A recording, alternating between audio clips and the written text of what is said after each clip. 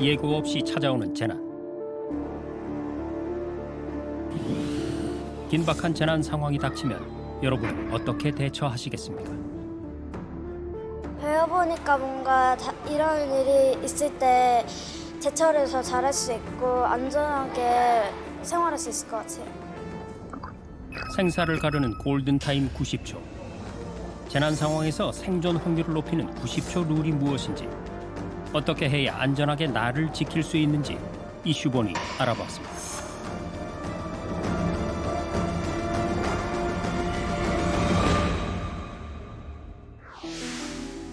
지난 1월 28일 부산 김해국제공항에서 발생한 아찔한 사고.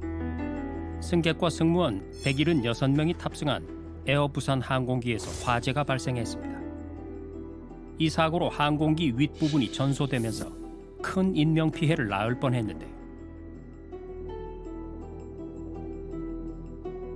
승객이 불을 빨리 발견했고 그 옆에 있는 승무원들도 같이 판단을 해서 빨리 탈출이 실시가 돼서 이렇게 많은 목숨, 전원 생존했던 것으로 생각됩니다. 자칫 끔찍한 참사로 이어질 수 있었던 항공사고. 생존을 위해서는 최대한 빠르고 안전하게 탈출하는 것이 중요합니다. 실제로 지난해 1월 3일 일본 도쿄에서 발생한 항공기 충돌 사고 당시 비록 항공기는 전소됐지만 기적적으로 탑승자 379명 전원이 탈출해 생존했습니다.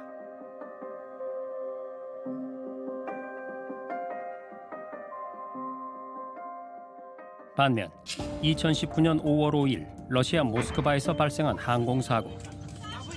항공기가 비상 착륙하는 도중에 화재가 발생했는데요. 당시 승객들은 비상 슬라이드를 통해 탈출에 나섰지만 안타깝게도 총 78명 중 41명이 숨지는 비극으로 이어졌습니다.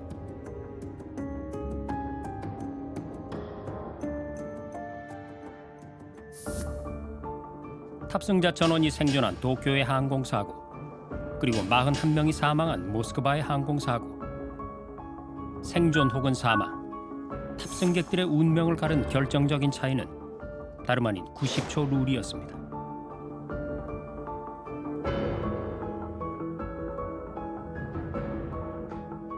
대형 참사를 막은 결정적 비결인 90초 룰은 과연 무엇일까요?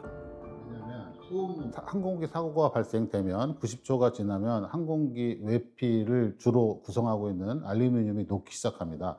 항공기 알루미늄이 녹기 시작하면서 기내 온도가 급격히 증가하겠죠. 그리고 기내에 또 연기나 이런 것이 발생돼서 질식이나 이렇게 화상으로 인해서 큰 손상, 승객들이 다칠 수가 있습니다. 그래서 90초 이내에 탈출하면 승객들이 생존율이 높아질 수 있다라고 생각하시면 됩니다. 항공사고의 골든타임인 90초. 사고 현장에서 이 90초 룰이 지켜졌는지 여부가 탑승자들의 생존에 큰 영향을 끼치는 건데요.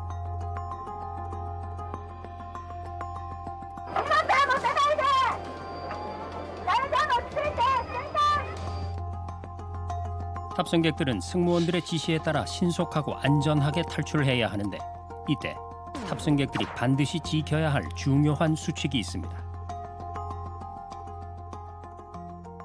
바깥에 날씨가 겨울이면 추우니까 옷을 외투로 입고 싶다든지, 그다음에 캐리어, 자기가 기중품이 있는 캐리어를 갖다 가지고 내린다든지, 이런 식으로 해서 짐을 끊기 위해서 선반을 열고서 하면 뒤에 있는 그 승객 뒤에 있는 탈출 기내 통로가 되게 좁지 않습니까?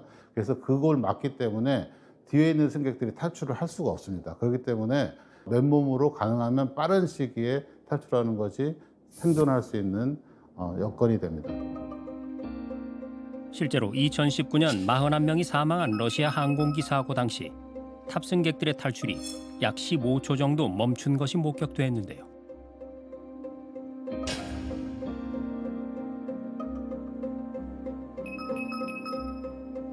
원인은 한 좌석에 탑승했던 승객이 기내 통로에서 자신의 짐을 챙긴 건데요.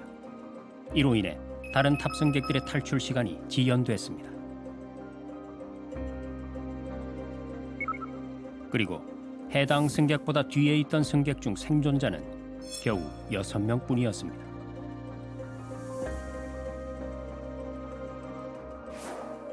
재난 상황에서 생명을 살리는 안전수칙, 여러분은 얼마나 알고 계신가요? 1분 1초가 다급한 재난 상황에 신속히 대응하기 위해서는 사전 안전 체험이 중요합니다.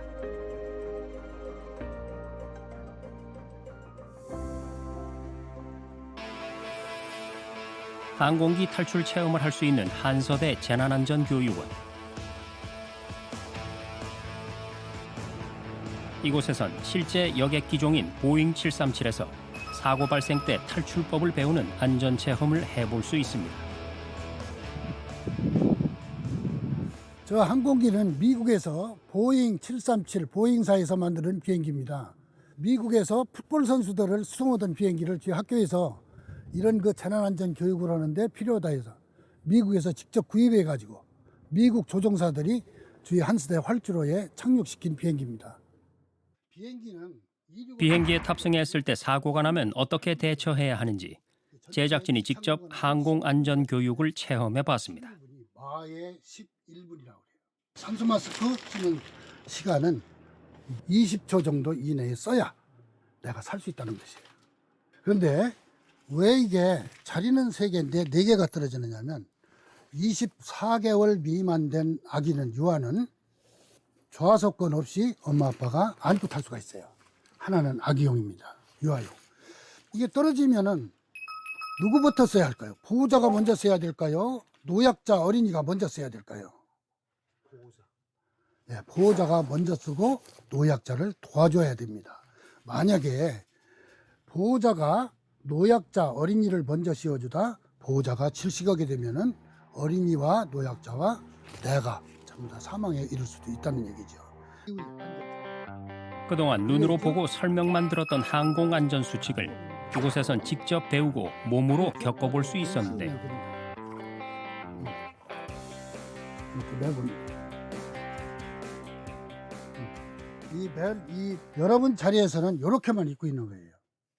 전체를 터뜨리면 안 됩니다. 터뜨리면 비행기가 물에 떨어졌을 때는 출구를 통해서 물이 들어오게 됩니다. 이거 입고 터뜨려 놓으면 나갈 수가 없어요. 그렇기 때문에 입고 있는 자세에서 비상구 앞으로 가서 물에 들어가기 직전에 이 빨간 핀을 밑으로 잡아다니면은 터집니다. 한번 해보실까요? 하나, 둘, 셋.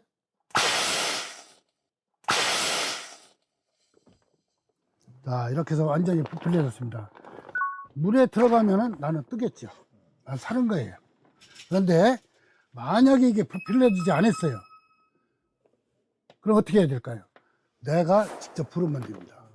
이걸 해서 한번 불어보실게요. 바람 들어가죠. 예. 이번에는 비상 상황 때 항공기의 슬라이드를 통해 탈출하는 교육을 체험해 봤습니다. 비상구 탈출 시에는 자세가 발을 꼬거나 발을 벌리거나 하면 안 됩니다. 어깨 넓이만큼만 벌려주시고 손은 앞으로 쭉 뻗어주는 방법과 자 이렇게 X자로 해서 내 가슴에 붙여주는 방법이 있습니다. 자 손을 왜 이렇게 못 쓰게 하느냐면 우리가 높은 곳에서 낮은 곳으로 내려가게 되면은 공포심을 느낍니다. 옆을 뭘 잡으려고 해요. 게다가 균형을 잃으면은 옆으로 떨어져서 상처를 입을 수가 있기 때문에 손을 안정시키는 겁니다.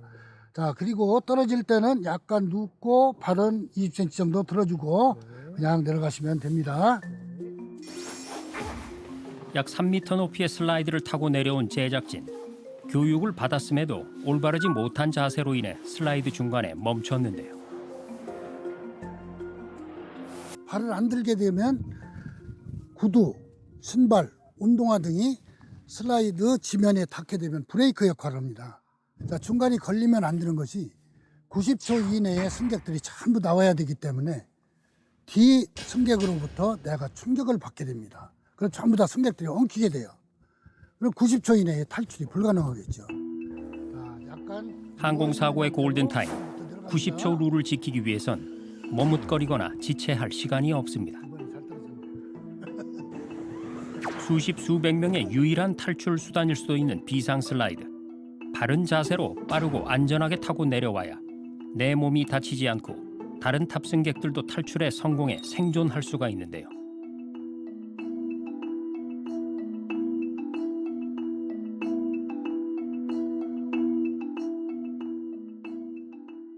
절대로 가지고 떨어지면 안 되는 것이 여성들 하이힐 신으면 안 되고 남성들 구두 안 됩니다. 다음에 이 안경 전부 다 벗어야 돼요. 그리고 핸드백서부터 모든 짐보따리는 가지고 내릴 수가 없고 사람 몸만 내려줘야 됩니다. 그래야 신속히 내릴 수가 있어요. 처음엔 불안정했던 자세가 반복 훈련을 통해 점차 안정화돼 갑니다. 만일 항공사고를 겪게 되더라도 이제는 빠르고 안전하게 슬라이드를 타고 탈출할 수 있게 됐습니다. 저도 이제 나중에 가족들이랑 한 번 더 이 체험을 받아야 되겠다는 생각이 들고, 뭐 체험 삼아 기본 지식으로 좀 가지고 있어야지 나중에 이제 비상 상황에서도 요긴하게 써먹을 수 있다는 생각이 들어서 정말 많은 분들이 기회가 되면 한 번씩은 꼭 한번 이렇게 좀 접해봐야 되는 교육일 것 같다는 생각이 듭니다. 네. 항공사고 안전 교육을 진행하는 또 다른 체험 현장. 기내와 똑같은 환경에서 어린이들이 직접 기내 안전벨트 작동법을 배우고 있습니다. 여기 좁은 부분을 딸까?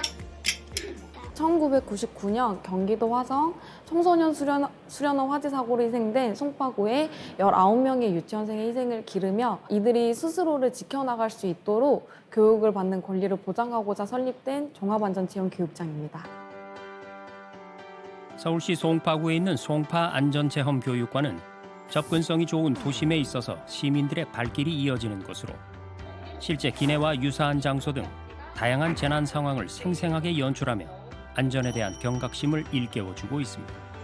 지금 선생님 봐봐. 여기로. 네, 위험 요소에 대해서 직접 체험하고 실습을 하며 몸소 익히고 있으면은 위험한 상황이 발생했을 때 자신감을 가지고 침착하게 대처를 하는데 도움이 됩니다. 이는 위급 상황에서 사람들이 심리적인 안정을 유지할 수 있는 데 도움이 되고 있고요. 또 사람들이 직접 위험을 인식하고 안전사고를 예방하며 위급 상황에 빠른 대처가 가능하기 때문에 중요한 교육이라고 생각하고 있습니다.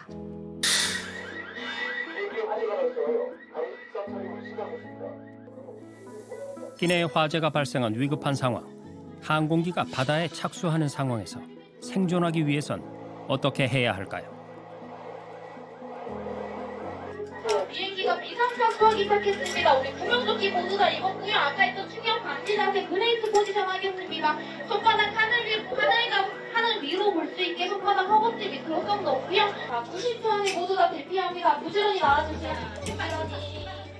항공사고 안전수칙인 90초룰, 이 골든타임을 지키기 위해 사전에 안전수칙을 배워두는 것이 필요한데요. 안전사고에 대한 경각심을 일깨워 재난 상황 때 생존율을 높일 수 있습니다. 월간 5,500명 정도로 연간 6만 7천 명 정도 방문해주고 계십니다. 일요일과 공휴일을 제외하고 매일 프로그램들을 진행하고 있고요. 각종 기관이나 어린이집, 가족분들이 많이 찾아주고 계십니다. 항공사고 외에도 선박사고, 지하철 화재 사고 등 우리 일상에서 닥칠 수 있는 다양한 재난 상황에 대한 교육이 진행되고 있는데요. 사전에 이런 안전체험 교육을 받는다면 사고 예방은 물론 사고 때 자신과 가족의 소중한 생명을 살릴 수 있습니다. 사고 났을 때 탈출하는 거 잘할 수 있을 것 같아요. 저도 지금 오늘 와서 배웠던 게 되게 많거든요, 새롭게. 그래서 그런 걸 비춰봤을 때 아이들이 자연스럽게 몸으로 체득할 수 있는 시기에 좋은 체험이지 않나? 교육이지 않나? 이렇게 생각하고 있습니다. 시민들의 안전을 위해 정부 부처에서도 재난 상황을 대비한 다양한 대책을 준비 중인데요. 에어 부산 여객기 화재 당시 초기 진압 성공에 기여한 1등 공신이 있었습니다. 화재 진압의 가장 완벽한 방법은 화점에 물을 직접적으로 투입시킴으로써 그 열기나 냉각 효과를 통해 가지고 진압하는 게 가장 효과적인데요. 일단 여객기 내부에는 굉장한 고온과 농연이 차 있어서 당연히 사람이라든지 기타 장비는 투입이 어려운 상황이었고요. 외부에서 여객기 상부의 어떤 철판 또는 어떤 강한 금속 재질을 뚫고 직접적으로 물을 분사해서 화점에 물을 투입시켜서 진압에 효과를 본 사례가 있습니다. 소방청의 첨단 장비인 무인 파괴 방수차. 화재 현장 반경 100m 밖에서 원격 조종으로 분사가 가능하고 최대 20m 높이의 크레인에 달린 파괴기는 두꺼운 철판이나 콘크리트 블록도 파괴할 수 있는 강력한 성능을 갖췄습니다. 전국에는 26대의 무인 파괴 방수차가 있는데 일부 5개 시도에 이 무인 파괴 방수차가 확보가 안 된 시도가 있습니다. 그래서 이번에 국비 보조 사업으로 해서 배치되지 않은 시도를 포함한 총 6개 시도에 6대가 배치되게 되고 올 연말까지 추가 6대가 배치되게 되면 총 32대가 국민 안전을 위해서 현장에 투입이 가능한 상태가 됩니다. 올해는 항공사고뿐 아니라 선박사고도 많았는데요. 올해 들어 2개월 동안 선박사고가 5건이나 발생했고 사망 실종자 수는 29명에 달했습니다.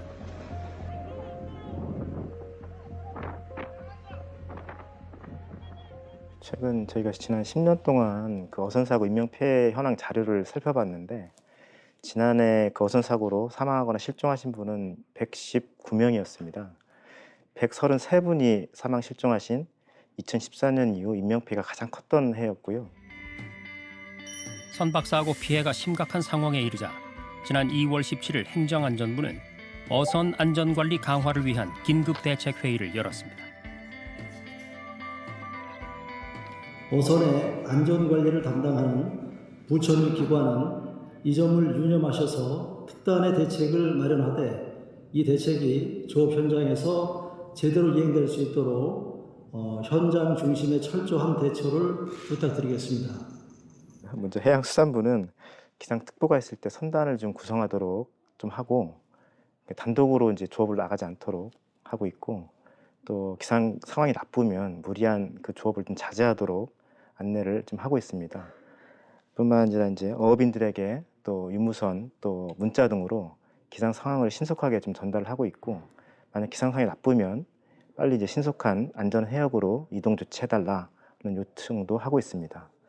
다음 해경청에서는 3월 15일까지를 해양안전 특별경계 강화기관으로 정하고 그 해경 함정을 전진 배치하거나 24시간 비상출동 태세를 유지하는 등 안전관리에 만전을 기하고 있습니다.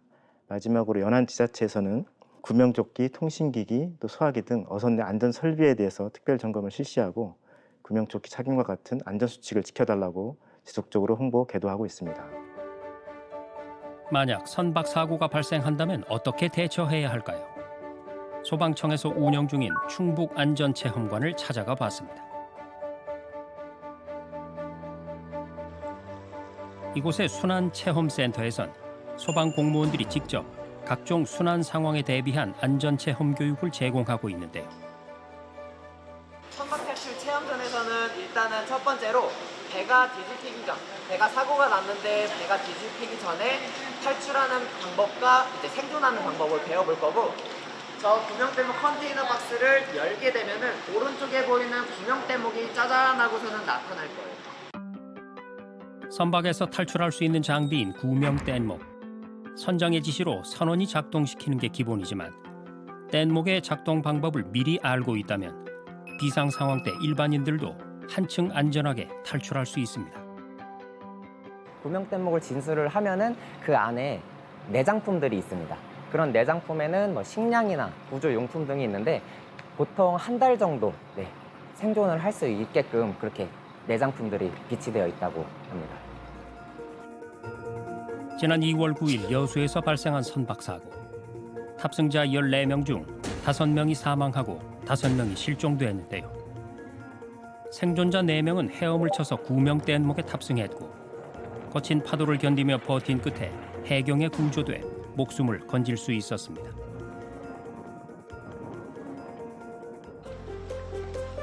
침몰하는 배에서 살아남는 법. 충북 순환체험센터에선 선박에서 비상 슬라이드를 통해 탈출한 뒤 구명 뗏목에 탑승하는 안전교육을 진행하고 있는데요.